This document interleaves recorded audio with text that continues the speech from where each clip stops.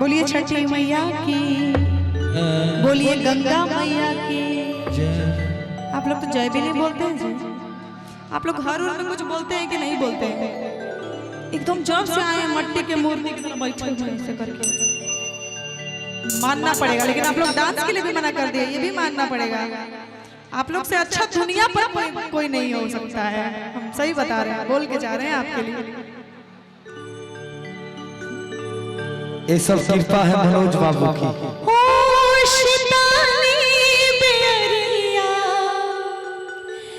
शीतली मोरी मैया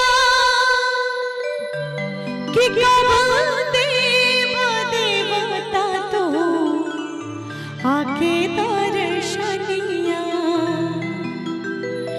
जोड़े जोड़े सुपवा आदित्य देव घटवा पा दिवई चढ़ावेले हो। जल बीच खड़ा होई दर्शन ला असरा लगावेले हो। और छठ का वही पावन धुन जो चारों तरफ गूंजता है, तो ऐसा लगता है कि उसकी खुशबू से हम महक उठे हैं।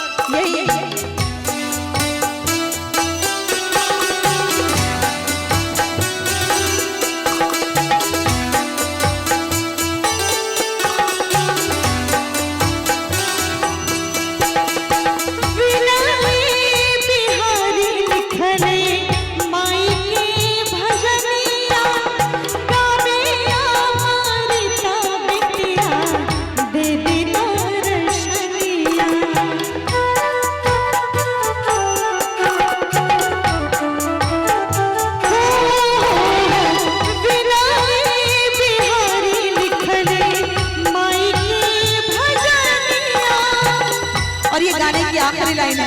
हम चाहेंगे मीठी मीठी ताली की आवाज आप सबों की तरफ से आए। बोलिए जय छठी मैया, छठी मैया की।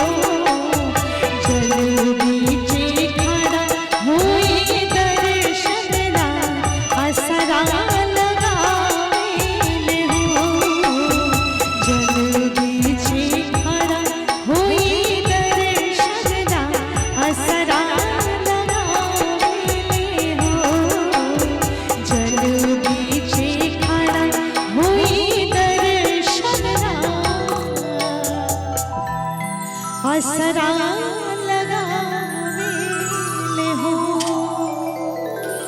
बोलिए छठी मैया की जय, आदित्य देव की जय, गंगा मैया की जय।